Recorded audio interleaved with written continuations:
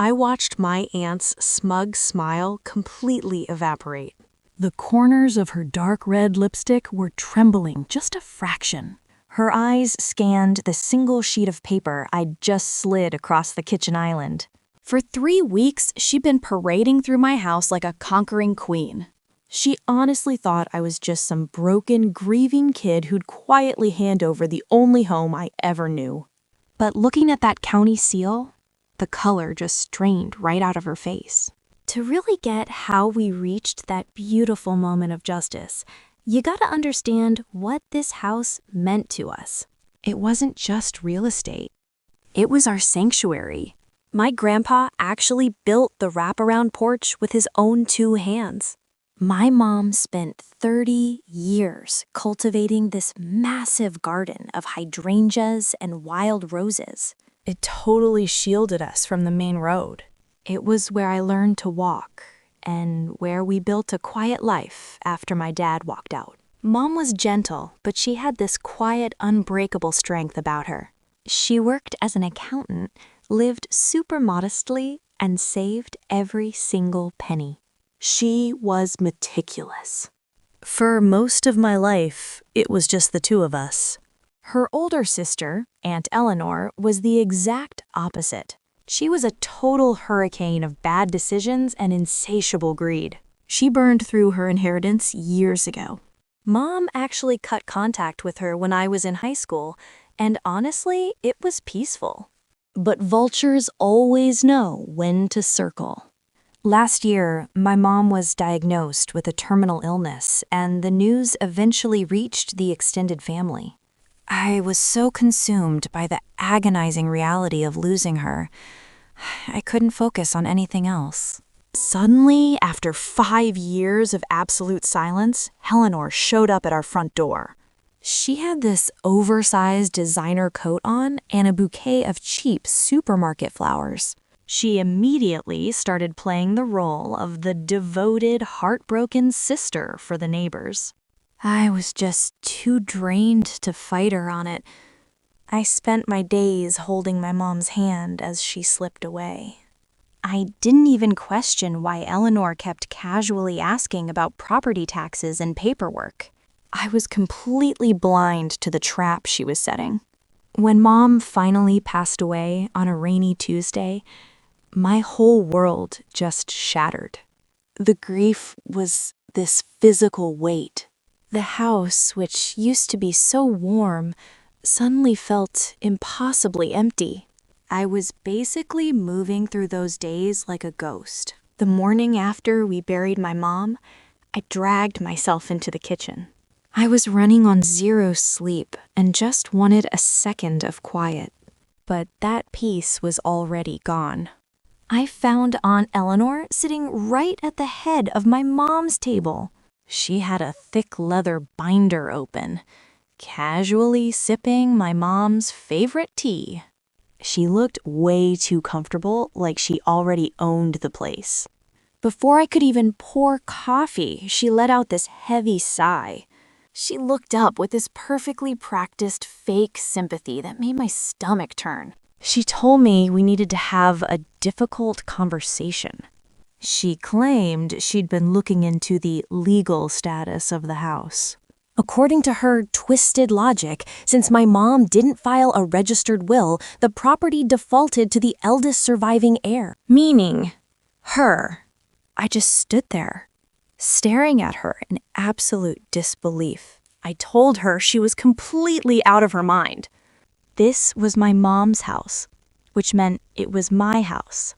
She didn't even flinch, just gave me this sad, patronizing smile. Then she pulled out a massive stack of complicated legal documents. She started throwing around aggressive legal jargon, trying to confuse and intimidate me. Then came the final crushing blow. She looked me dead in the eye and said she couldn't afford to maintain 2 properties. She was planning to sell my childhood home to a developer to tear it down. She said she'd be generous enough to give me a small cut of the profits. But I had to pack up my life and get out within 30 days. I felt like the floor completely dropped out from under me. I told her to get out, swearing I wasn't gonna leave. But Eleanor just slowly packed up her binder and stood up.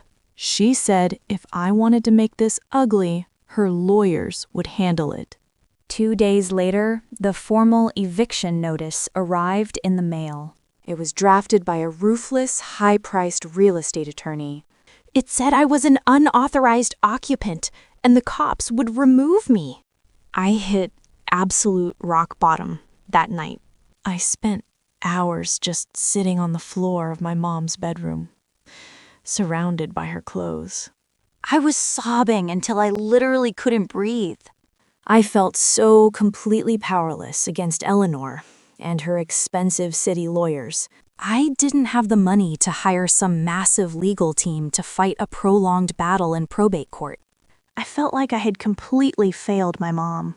I was convinced I was going to lose the only thing I had left of her. And it was all because I was too distracted by my grief to protect myself. But the very next afternoon, everything changed with a sudden knock at the door. It was Clara, my mom's lifelong best friend. She'd known her since college. She was out of the country when my mom passed, and she drove straight to the house the second she got off the plane. When Clara walked in and saw the absolute state I was in, she didn't offer any empty platitudes. She sat me down, made me drink a glass of water, and forced me to explain exactly what was happening. I showed her the ridiculous eviction notice and the fake paperwork Eleanor left behind. I told Clara that Eleanor had won, that there was no will, and that I was going to lose everything. Clara just read through Eleanor's paperwork in total silence. Then she let out this sharp, disgusted laugh and casually tossed the papers onto the coffee table. She looked at me with an intensity that immediately commanded my attention, snapping me right out of my spiral. She told me I was completely underestimating who my mom was. Clara reminded me that my mom was a meticulous accountant. She was a woman who never left a single detail to chance. Clara leaned in close and said my mom knew exactly what kind of monster her sister was. She explained that Eleanor actually tried to steal this house 20 years ago when my grandpa died. My mom didn't leave a will in the house because she knew Eleanor would be the first one digging through the drawers. Then Clara asked me if I'd found a small vintage brass key anywhere in my mom's belongings. She said my mom had mentioned it to her months ago during a private conversation. My mom promised Clara that everything needed to destroy Eleanor was locked away, safe and sound, far from the house. A spark of desperate hope ignited in my chest. As soon as Clara left, I tore through my mom's bedroom with a renewed sense of purpose. I didn't bother looking in the obvious places, like the filing cabinets or desk drawers. I knew Eleanor had already completely ransacked those. Instead, I thought about how my mom's mind worked and the things she cherished the most. I reached up to the very top shelf of her closet and pulled down a heavy, worn leather hat box. Inside were hundreds of old photographs, childhood drawings, and a small, delicate wooden jewelry box. I opened the little wooden jewelry box my dad had left behind. At first glance, it looked totally empty. Just a couple of cheap, tarnished rings sitting there. But as I ran my fingers along the bottom, I felt this tiny ridge hidden under the velvet lining. My heart instantly started hammering against my ribs. I knew she'd hidden something. I grabbed some tweezers and carefully pried up the false bottom of the box. The velvet lifted right up, revealing a secret compartment underneath. And there it was, a heavy, antique brass key with a tiny sequence of numbers engraved on the side.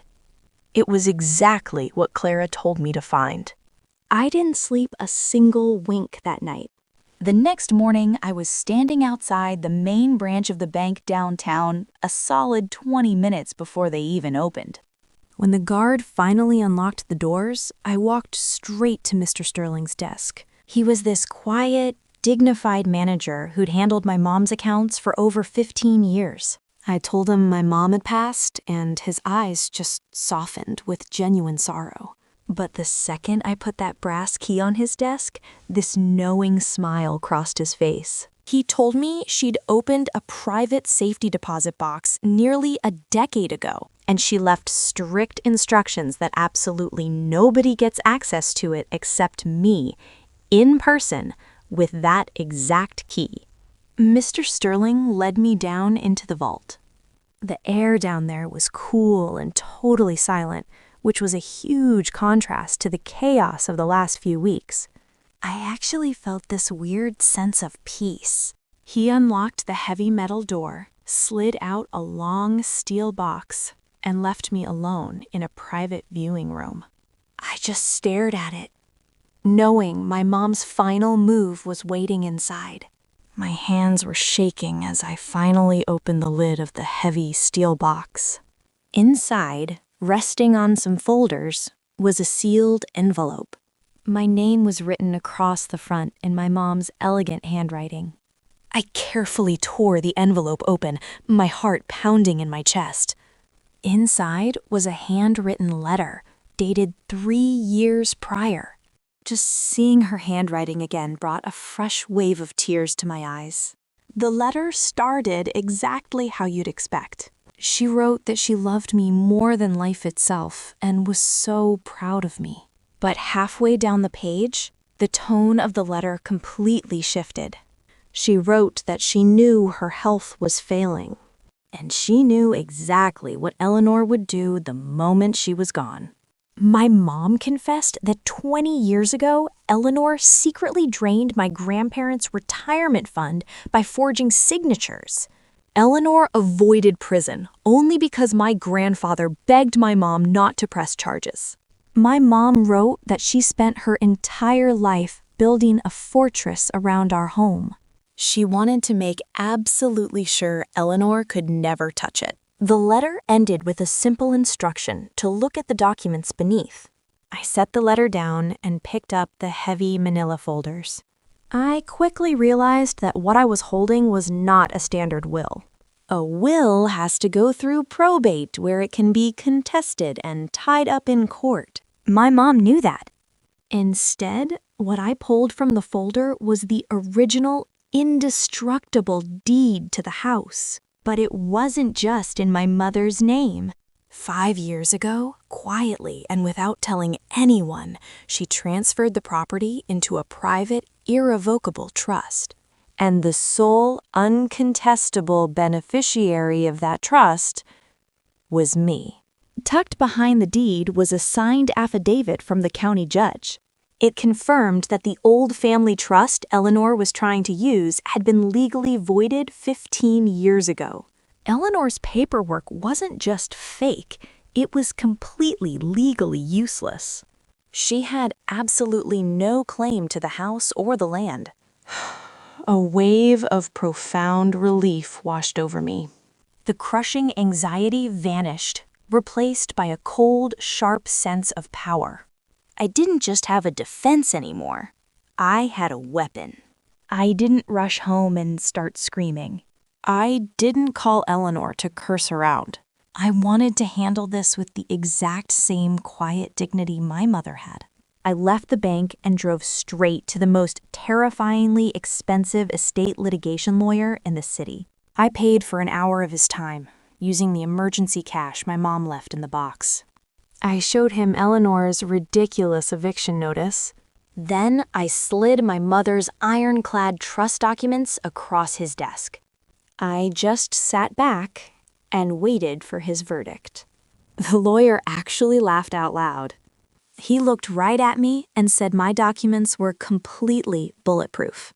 Eleanor was basically digging her own grave. He drafted a legally devastating response right then and there. It wasn't just a rejection of her fake notice. It was a formal order to surrender all keys and get out. If she didn't comply, she'd face immediate arrest for trespassing and fraud. I put the paperwork into a clean folder and headed home. I finally had everything I needed. When I pulled into the driveway, I saw a sleek luxury SUV parked near the front door.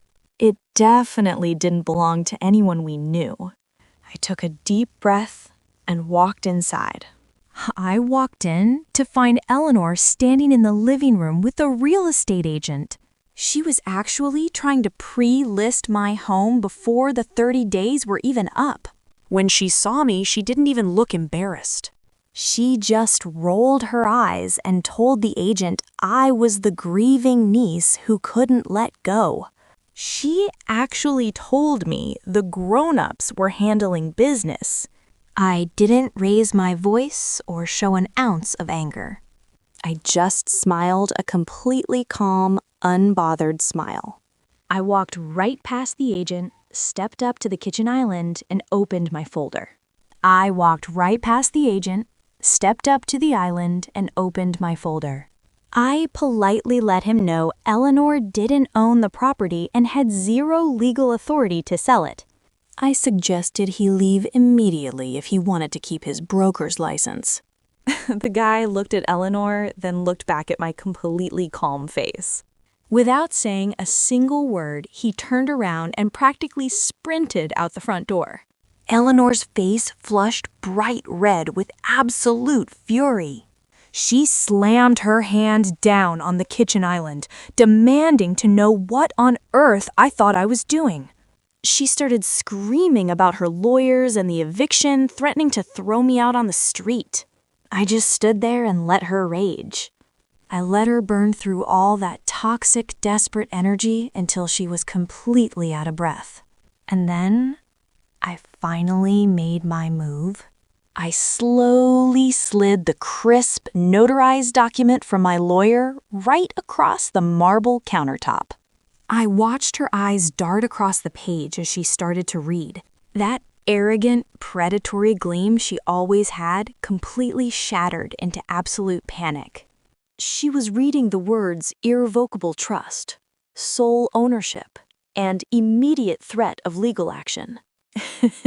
She looked up at me, her mouth just opening and closing like a fish out of water. She tried to stammer out some kind of defense, even claiming the paperwork was a forgery. But she knew the truth. Deep down, she knew my brilliant, meticulous mother had beaten her from beyond the grave. I leaned over the counter and looked right into her panicked eyes. I spoke in a voice so quiet it chilled the room. I told her she had exactly 30 days to get her cheap cardboard boxes and fake designer coats off my property. I told her if she ever contacted me again, I'd hand over the evidence of her past financial crimes to the DA. Eleanor didn't say a word. She was completely broken. Eleanor didn't say a single word. She was completely broken. The illusion of her power had been utterly destroyed by a single piece of paper. She turned around, walked upstairs, and began packing her bags. She didn't even wait the 30 days. I could hear her upstairs just frantically throwing her things together. She was shoving her fake designer coats into her bags as fast as she could. By nightfall, her car was gone. She fled without even saying goodbye. The silence that settled over the property was immediate. The heavy, toxic energy she had brought into the house vanished with her. I stood in the living room and could actually feel the shift. For the first time in weeks, I could finally breathe. The next morning, I didn't waste a single second. I hired a locksmith to change every single lock on the doors. I had to make absolutely sure she could never just waltz back inside. Once the locks were done, I walked through the house. I opened all the windows as wide as they would go. I wanted to let the fresh air wash through the hallways. A gentle breeze carried the scent of my mother's rose bushes inside. It completely replaced the lingering smell of Eleanor's heavy perfume. The house finally started to smell like home again. I went back into the kitchen and made myself a cup of tea. I stood at the exact spot where I had just defeated my aunt. And I just soaked in the absolute beautiful silence. I took my tea and walked outside. I sat down on the wraparound porch my grandfather had built. The sunlight filtered through the hydrangeas, wrapping me in warmth. Sitting there alone, the adrenaline finally faded. I allowed myself to truly grieve for the first time since she passed. But as the tears fell, I felt an overwhelming sense of peace. I knew that the sanctuary my mother had built was completely, permanently safe. Welcome to Karma's Diary. If you're listening to this, I want you to know something. The greatest victories are rarely the loudest. Sometimes the most devastating revenge is simply being prepared. It's about knowing your truth and refusing to let toxic people dictate your reality. Before we close the diary for today, I have a few thoughts. Here are 3 lessons to take with you. First, never mistake silence for weakness, and never mistake grief for surrender. Toxic people rely on your emotional exhaustion to cross your boundaries. When you're at your lowest, that's exactly when you have to be on guard. You must be fiercely protective of your peace and your assets. Second, real power doesn't need to scream. The aunt in this story tried to use intimidation and volume. She used fake authority to try and steal what wasn't hers. But the truth doesn't need to raise its voice. When you have the facts and the law on your side, and the absolute certainty of your worth, you can deliver the final blow with a whisper. Finally, protect your legacy. Whether it's a childhood home, a bank account, or your emotional well-being, always keep your most valuable assets locked away from those with a history of betrayal. Trust actions, never words. And always stay one step ahead of the people who think they can take advantage of your kindness. Thank you for opening Karma's Diary. Remember to stay strong and keep your boundaries airtight. True karma is just the universe giving toxic people the exact reality they created for themselves. The diary is now closed. Now, the house is just mine. The silence in these rooms used to feel so heavy, but today, it just feels like pure freedom. I spend my mornings out on the porch now. It's exactly where my grandfather used to sit and watch the sunrise. You can almost feel the history in the wood. My mother's garden is blooming brighter than ever this year. I make sure to water her hydrangeas every single day. It's my way of keeping her close to me. It takes time to rebuild your peace after someone tries to tear it down. Healing isn't always a straight line, but every new blossom feels like a little victory. I actually framed that old brass key. It sits right out in the open now, a quiet reminder of the brilliant woman who saved me. Clara still comes by every Tuesday morning. We drink way too much coffee, we laugh, and we just talk. We remember my mom exactly as she was, without the sadness. Sometimes I think about Eleanor, out there somewhere, dealing with the absolute mess she made of her own life. But honestly, I don't dwell on it anymore. Because the best revenge isn't watching them fall. It's not about getting even or staying angry. It's letting them go completely, while you just keep on growing. This house is so much more than just walls and a roof. It's a fortress built on decades of love and sacrifice. And it's standing stronger than it ever has before. So if you're fighting for your own peace right now, just hold the line. Don't let anyone convince you to surrender your power. Your sanctuary is worth it.